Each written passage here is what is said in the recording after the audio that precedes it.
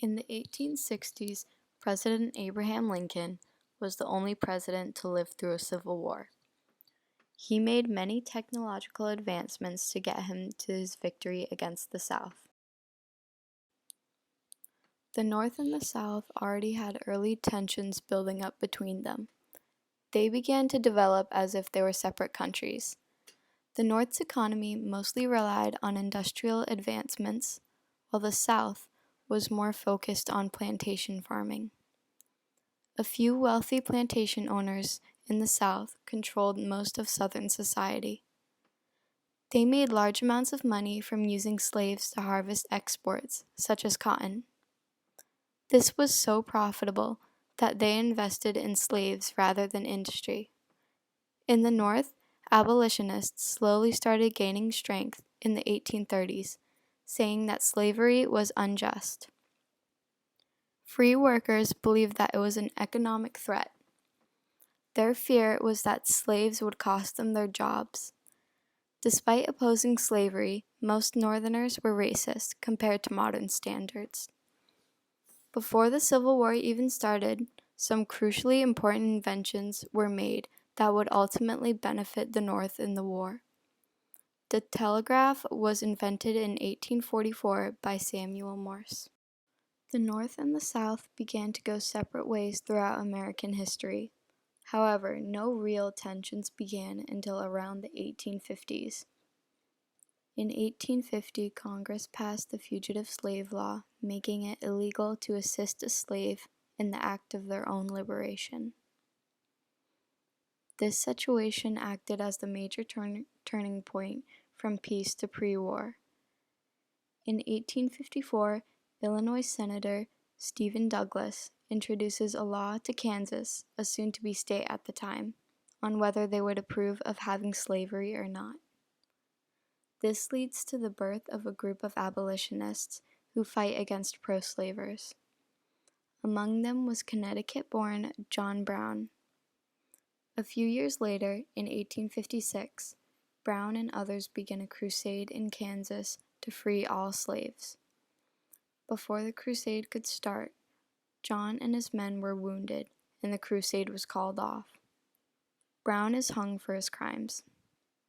In 1858, Abraham Lincoln is nominated by Illinois Republicans to run in the U.S. Senate race.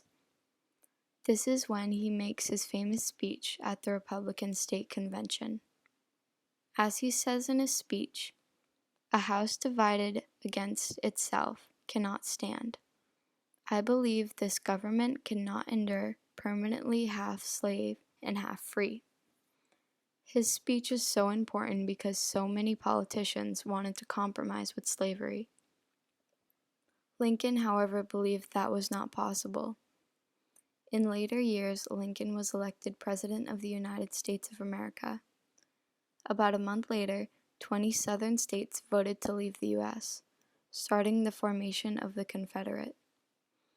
However, ongoing President Buchanan denies the right for the South to leave. This was when the Confederate was officially formed and people started to prepare for war.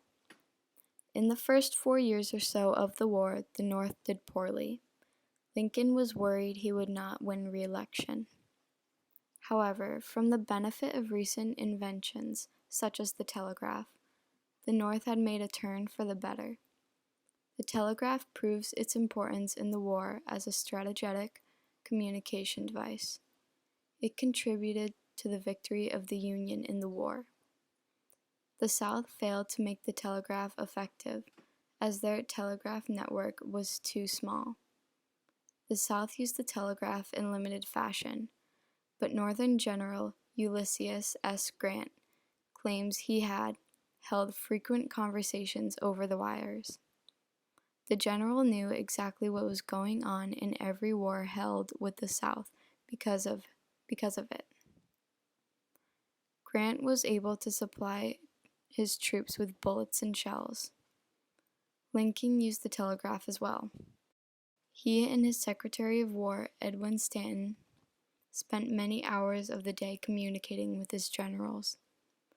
It was the first time in history commanders could be involved in real-time battles from long distances. Lincoln and Stanton were receiving direct information from where the war was happening. This allowed them and others to coordinate strategies with each other. The South failed to make use of the telegraph.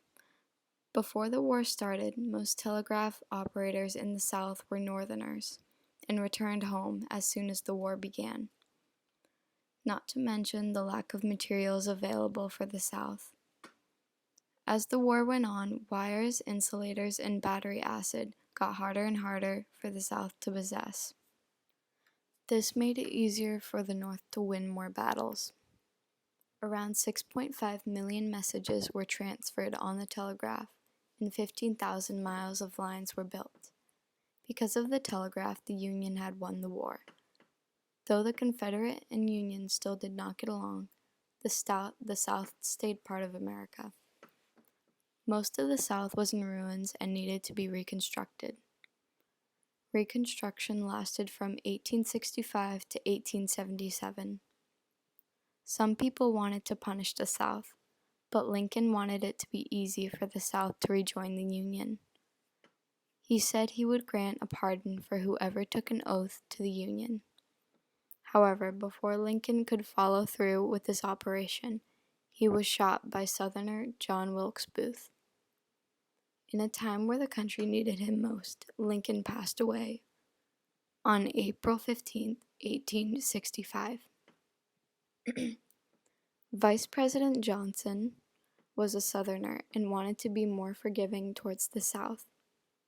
Congress disagreed and passed harsh laws for Southern states. Over the years, other countries, such as Germany, realized how useful the telegraph was for the Union and used it in their battles. The telegraph changed the art of warfare and led to not just the Union's victory, but the victory of other countries that have used it in battle. The telegraph also allowed modern media and businesses to advance in communication around the country. The Civil War will go down in history as one of the bloodiest wars in American history. Even today, the North and South are not the friendliest with each other. However, for now, we are still one country and continue to thrive as a whole.